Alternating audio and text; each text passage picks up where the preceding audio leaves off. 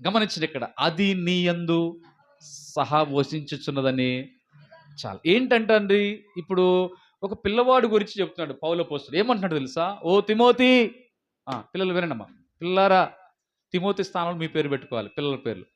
జోయల్ విను, ఆ, మిగిలిన వినండి. అంటే ఏంటి? ఓ తిమోతి, నీ నీకున్న మంచి విశ్వాసము. అంటే ఎలాంటి పిల్లవాడు ఈ పిల్లవాడు అంటే, ఒకటి, దేవుని అందలి మంచి విశ్వాసం కలిగిన పిల్లవాడు. ఇప్పుడు చెప్పండి, మనం సూచక్రియలుగా మహత్కార్యాలుగా అంత స్థాయిలోకి రావాలంటే, దేవుని ప్రజల మధ్యలో రావాలంటే, దేవుని ఎదుట కనబడాలంటే, మొట్టమొదటి ఎలాంటి పిల్లలుగా ఉండాలి తెలుసా? ఒకటి, విశ్వాసము కలిగిన పిల్లలు. ఎవరిలో ఉంది ఇక్కడ విశ్వాసం? తిమోతిలో ఉంది. మొట్టమొదటిగా అమ్మమ్మ అయిన లోయి, తల్లి అయిన యునోకే. ఇప్పుడు అదే విశ్వాసం ఎవరిలోకి వచ్చింది? ఇప్పుడు కుమారులోకి వచ్చింది, అంటే తిమోతిలోకి వచ్చింది. అంటే ఇప్పుడు తిమోతి ఎలాంటి పిల్లవాడు? విశ్వాసము కలిగిన పిల్లవాడు. ఇదే నాలో మనం కూడా దేవుని యందు విశ్వాసం ఉందా? 22 కీర్తన 9 తత్తి యొద్దు కానీ, నా తల్లి యొద్ద నేను స్తన్యపానం చేయిచుండగా నీవే కదా నాకు నమ్మిక పుట్టించింది. తల్లి దావీదు తండ్రి పేరేంటి? యెషై. దావీదు తల్లి పేరేంటి? బైబిల్ రాయబడాల, చరిత్రలో ఉంది, నుజావెత్. తల్లి పేరు నుజావెతు, తండ్రి పేరు యెషై. ఇప్పుడు దావీదు ఎప్పుడు దేవుని యందు నమ్మిక ఉంచాడు? తల్లి దగ్గర స్తన్యపానం జరుగుతుండేది. పాలు తాగుతున్న టైంలోనే, అంటే పాలు ఇస్తూనే తల్లి ఏం చేస్తే తెలుసా? దేవుని మాటలు చెప్పింది. సృష్టికర్త దేవుడు యెహోవా దేవుడు మనల్ని పుట్టించాడు. దేవుడు ఆ పాలు ఇస్తానే పాటలు. కొంతమంది మనకు పూర్వదిన తల్లులు ఏం చేస్తారు? పాటలు జోలాలి పాట పాడతారు, సూర్యుడు చంద్రుడ దిగిరమ్మో జాబిల్లి రాని పాటలు పాడతారు. కానీ ఇశ్రాయేలు ఆ పాటలు పాడరు, బైబిల్ వాక్యాన్నే పాటలుగా పాడతారు. అప్పుడు వాళ్ళకు బైబిల్ వాక్యం దేవుడు అర్థమవుతాడు ఆ పిల్లడికి. అప్పుడు దేవుని ఏం చేస్తారు సార్? ఇలాంటి దేవుడా మన దేవుడని పిల్లలంట పాలు తాగుతున్నప్పుడు దేవుని ఏం చేస్తారు? నమ్మిక ఉంచుతారు. నమ్మిక బలమైన పదం విశ్వాసం. అంటే ఒకటి, వారు దేవుణ్ణి చిన్నప్పుడే నమ్మిక ఉంచి విశ్వాసం ఉంచితే ఆ దినమును ఒక దినం ఏమో తెలుసా? మహత్కార్యాలు చూసి. బైబిల్ ఒక మాట రాబడింది, పిల్లలు విశ్వాసము లేని, ఒక మాట రాబడింది, ఏమిటంటే తెలుసండి? ఆ పిల్లలు విశ్వాసము లేని పిల్లంట. అంటే చూడండి, విశ్వాసం లేని పిల్లగా ఉన్నారు దేవుని గ్రంథంలో పుస్తకం. ఒక మాట చూద్దాం దయచేసి, ఇంకో 2 మాట చూద్దాం. చూడండి, పరిశుద్ధ గ్రంథంలో ఆ మాట చదువు. 2వ మాట ఏంటంటే, ఆదికాండం 18:19 చదవండి, చాలా చక్కని మాట. ఆదికాండం 18వ అధ్యాయం, ఆదికాండం 18వ అధ్యాయం 19వ వచనం చదవండి. ఎట్లనగా యెహోవా అబ్రహామును గురించి చెప్పినది అతనికి కలుగు చేయనట్లు అతని తరువాత తన ఇంటి వారును నీతి న్యాయములు జరిగించుచు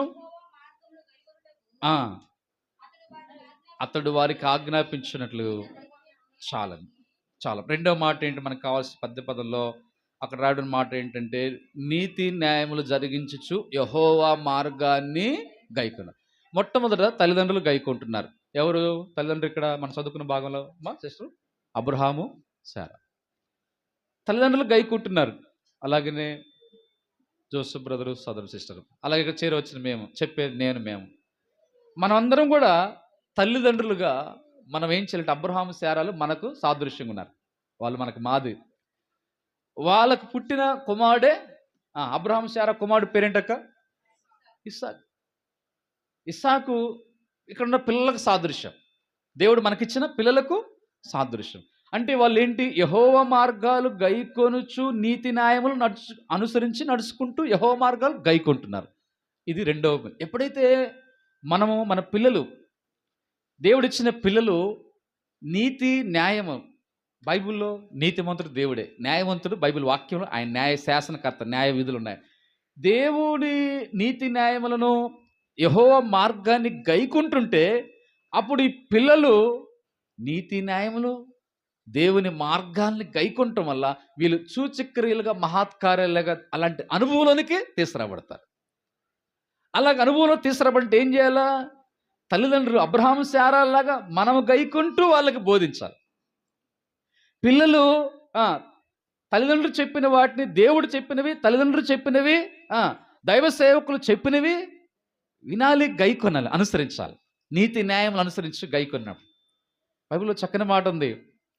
అబ్రహాం శారా తల్లిదండ్రులు పిల్లలకు నేర్పారండి, అవునా? అక్కడ నేర్పారా బైబిల్లో? అబ్రహాం శారా నేర్పారు నేర్పలేదా? మొట్టమొదటిగా మనకు దేవుడు నేర్పువాడు. చెప్పండి, ఎవరు నేర్పేది మనకు మొదట? పరిశుద్ధాత్మ ఆయన సర్వసత్తా నడిపించి ఆయన నేర్పును బోధించును. అంటే ఒకటి దేవుడు నేర్పుతాడు. పిల్లలు విన్నారా? గదిలో పిల్లలు విన్నారా? ఎవరు నేర్పుతారు చెప్పండి మీకు? దేవుడా సాతానా? దేవుడు అంటారా? సాతాను కదా? కరెక్ట్ సైతాన్ కదా. ఎవరు నేర్పుతారు చెప్పండి? కరెక్ట్గా చెప్పాడు. నిజంగా ఇది సైతాన్ ఏం చేస్తుంది? చాలా మందికి అల్లరి నేర్పుతుంది. సైతాన్ ఏం నేర్పుతుంది? సినిమా పాటలు నేర్పుతుంది. సైతాన్ ఏం నేర్పుతుంది? తల్లిదండ్రుల మీద విరోధంగా రేపుతుంది, తల్లిదండ్రులు కొట్టితడి చేస్తుంది. నిన్న ఒక కర్నూలులో ఒక కుమారుడు తండ్రి ఉద్యోగం తనకు వస్తుందని చెప్పేసి తండ్రిని చంపేశాడు, ఆర్టీసీ డ్రైవర్ని. హైదరాబాదులో 10వ తరగతి చదివే పిల్లోడు 10 సంవత్సరాల పాపను 19 కత్తిపోట్లతో పొడి చంపాడు, గొంతు పొట్టలో. పిల్లోడు వింటున్నారా? అర్థమవుతుందా? నేటి బాలలు రేపటి పౌరులు అన్నారు, కానీ ఒక పదం అట్లా కదంట. నేటి బాలలే రేపటి స్మగ్లర్స్, నేటి బాలలు రేపటి మర్డరర్స్, నేటి బాలలు రేపటి భయంకరమైన క్రూరులు అని మనం ప్రస్తుతం మన ఇండియాలో, భారతదేశం, ప్రపంచంలో చూస్తున్నాం. కానీ అలాగ ఉండకూడదు మన పిల్లలు. దేవుని స్తోత్రం. అలాగే ఉండగానే అందుకే దేవుడి వాక్యం, అందుకే దేవుని సన్నిధి. ఈ రోజున పిల్లలు ఎంత భయంకరమైన హత్యలు చేస్తున్నారు. చిన్నపిల్లలు చంపుతున్నారు. ఫోన్ ఇవ్వలేదని తల్లిని చంపేశాడు, కత్తితో పొడిచేశాడు. రోకల బండతో తండ్రి చంపేశాడు, పిల్లలు ఫోన్ ఇవ్వలేదని ఎగిరి దూకి చచ్చిపోతున్నాడు. తానన్న చస్తున్నాడు, తల్లిదండ్రులను చంపుతాడు. జాగ్రత్త గ్రామస్తులారా, మీ పిల్లలు జాగ్రత్తగా లేకపోతే మిమ్మల్ని మీ పిల్లలే చంపుతారు. జరగట్లేదా? వాస్తవం కదా? అబ్షాలోము దావీదుని చంపడానికి ప్రయత్నం చేయలేదా? తిరుగుబాటు చేయలే? కాబట్టి గమనించండి, అంటే మీ పిల్లలే మిమ్మల్ని చంపుతారు. ఈ దినాల్లో ఎంత భయంకరంగా తయారవుతున్నారు పిల్లలు. బహు బాధాకరం ఏంటంటే క్రైస్తవులని చెప్పుకుంటున్న మన జీవితాల్లో కూడా, మన ప్రాంతాల్లో కూడా క్రైస్తవులను పడుతున్న పిల్లలు కూడా వాళ్ళకి మందిరం లేదు, ప్రార్థన లేదు, వాక్యం లేదు, దేవుని సన్నిధి లేదు. ఎంత భయంకరంగా జీవిస్తున్నారు. ఈ సందర్భంలో దేవుడు ప్రేమించి దేవుడిచ్చిన భారాన్ని బట్టి ఇక్కడ పంచుకునే దేవుని వాక్యం ద్వారా పరిశుద్ధాత్మ దేవుడు మాట్లాడుచున్నాడు. ఈ యొక్క చిన్న చెప్పురా బర్త్డే సందర్భంగా దేవునికి మహిమ కొరకే, ఆ బిడ్డకి విషయమే కాదు, ఇక్కడ చేరవచ్చిన ప్రతి పిల్లలందరూ మేలు పొందాలి. అది దేవుని ఉద్దేశం. ఈ ప్రాంతంలో ఈ శబ్దంతో వాక్యం వింటున్న మీ అందరూ మీ పిల్లలు మేలు పొందాలి. లేకపోతే ఏమో తెలుసా? ఆ పిల్లలు ఒక రోజు నరకానికి వెళ్తారు, ఆ పిల్లలు అగ్నిగుండానికి వెళ్తారు. దానికి కారకులు ఎవరు? చూడండి జాగ్రత్త. అందుకే దేవుని బిడ్డలకు మనం జ్ఞాపకం చేసుకుంటే, ఒకటి మనం చూస్తున్నామండి, రెండవది నీతి న్యాయాలు అనుసరించేవారు, మూడవది మనం చూస్తాం పరిశుద్ధ గ్రంథం 128వ కీర్తన 3వ వచనం చదవండి. 128వ కీర్తన 3వ వచనం. ఇంతసేప నీ పిల్లలు భోజన బల చుట్టూ ఒలివ చాలు. ఇప్పుడు మూడవదిగా పిల్లలు ఎలాగుండాలని ఆశిస్తున్నారు? ఇప్పుడు జోసఫ్ బ్రదరు సిస్టర్ చెప్పాలి, పిల్లలు ఎలాగుండాలంటమ్మా సిస్టర్? ఓకే, జోసఫ్ బ్రదరు పల్లె ఉన్నారా? ఉన్నారా? రైట్, మంచిది. అంటే ఇప్పుడు దేవుడు ఎలాగుండాలని ఆశిస్తారు చెప్పండి పిల్లల్ని? ఒలివ మొక్కలు. ఎందుకు ఇవన్నీ మనం చెప్పుకునే? ఎందుకంటే యెషయా ప్రవక్త అన్నాడు, ఇదిగో నేనును యెహోవా నాకు ఇచ్చిన పిల్లలు సూచక్రియలుగా మహత్కార్యాలుగా ఉన్నారు. సూచక్రియలు అంటే సామాన్య విషయం కాదు, మహత్కార్యం సామాన్యం కాదు. దాని కొరకు తల్లిదండ్రులు అంత ప్రయాసం ఉండాలా, అంత త్యాగం ఉండాలా. అందుకే దేవుడు పరిశుద్ధ గ్రంథంలో ఇప్పుడు మూడోది, పిల్లలు దేవుడు ఏమంటున్నాడు తెలుసా? ఒలివ మొక్కల్లాగా ఉన్నారు. అంటే ఒలివ మొక్కలకు ఎందుకు చెప్పాడు? ఒలివ మొక్కకు దాదాపు 7 లక్షణాల పైన ఉన్నాయి. అవన్నీ మనం ఇప్పుడు చూడడం. ఒలివ మొక్క కొన్ని ఎగ్జాంపుల్ జాగ్రత్త. ఒలివ మొక్క ఎందుకు వచ్చినంటే, ఒలివ నూనెకు పొగ రాదు. ఒలివ నూనె దేవుని మందిరంలో రేంబగళ్ళు దీపాలు వెలగటం కోసము నూనెలో వాడతారు. ప్రతి నూనెకు పొగ వస్తుంది, ఒకే ఒక్క నూనె పొగరాంది, ఒలివ నూనె. ఒలివ చెట్టు దేవుని మందిరములో యాజకత్వ సేవలు అచ్చము దంచి తీసిన అచ్చమైన ఒలివల నూనె. ఒలివ మొక్కకు నోహు కాలంలో భయంకరమైన జలప్రలయం వచ్చింది, అన్ని మొక్కలు చనిపోయాయి. ఒలివ మొక్క మాత్రం ఏం కాల? చావు లేదు. అందుకే పావురు వెళ్ళి ఏం తీసుకొచ్చింది? ఒలివ ఆకును, చిగురు తీసుకొచ్చింది. అంటే అన్నీ చచ్చిపోయిన ఒలివ మొక్క ఏం లేదు. ఇప్పటికి కూడా మనం చూస్తే యేసు ప్రభు కాలం లాంటి 2000 సంవత్సరాల క్రితం ఒలివ చెట్లు ఇశ్రాయేల్ దేశంలో ఉన్నాయి. అవి 1000 సంవత్సరాలు బతుకుతాయి, 100 సంవత్సరాలు బతుకుతాయి. ఏవి? ఒలివ చెట్లు. అవి నిత్య జీవానికి సాదృశ్యంగా. ఈ ఒలివ చెట్లు సౌందర్యం అని ఓషగంధం రాబడింది, ఆత్మీయ సౌందర్యం సాదృశ్యం. ఒలివ పండ్లు ఉన్నాయి, పండ్లు ఫలాలు ఫలింపుకు సాదృశ్యం.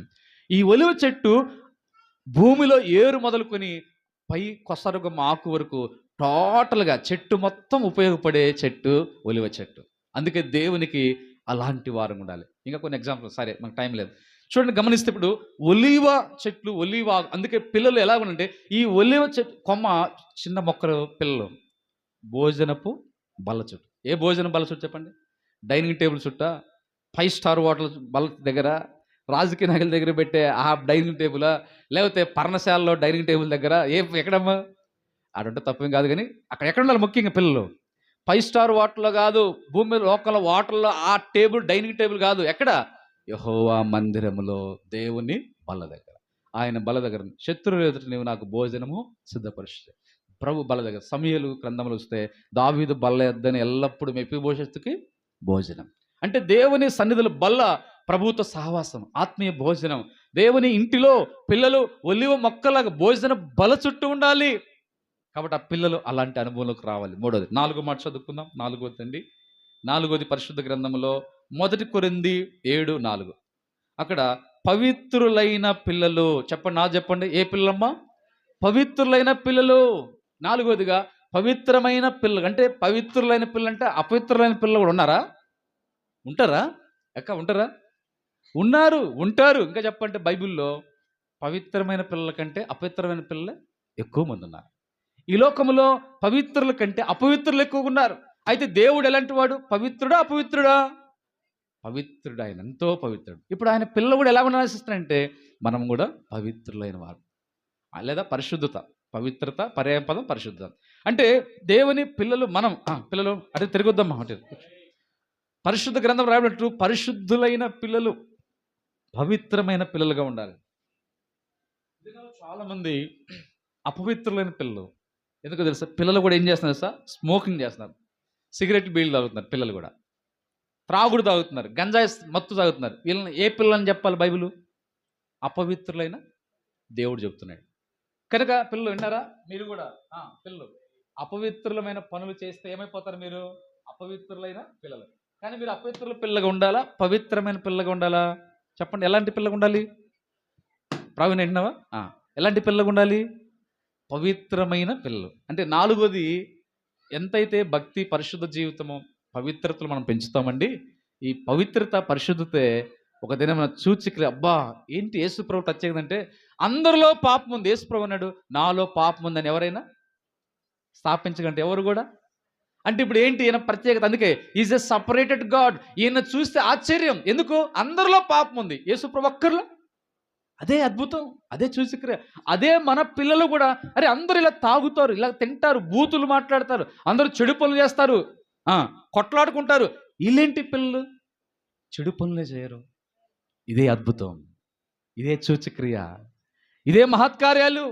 4వది పవిత్రమైన పిల్లలు. చివరి మాట ప్రార్థన. 5వది రండి, 5వ చివరి మాట రోమా 8:20. రోమా 8:20 చదువుతారా? చివరిగా మాట చదువు ప్రార్థన చేస్తున్నాం. రోమా పత్రిక 8:20. ఎందుకంటే మళ్ళీ ఇప్పుడు ఒక ప్రాంతంలో మీటింగ్ ఉంది, అక్కడ వాక్య పరిచయం ఉంది. అది మాస్టర్స్ దేవుని సేవకులు ఇప్పుడు 12 గంటలకు ఆల్ జరుగుతుంది. అక్కడ వాక్య పరిచయం ఉంది. మనం ఆ టయానికి వెళ్ళకపోతే మనం బాగోదు. కనుక మనం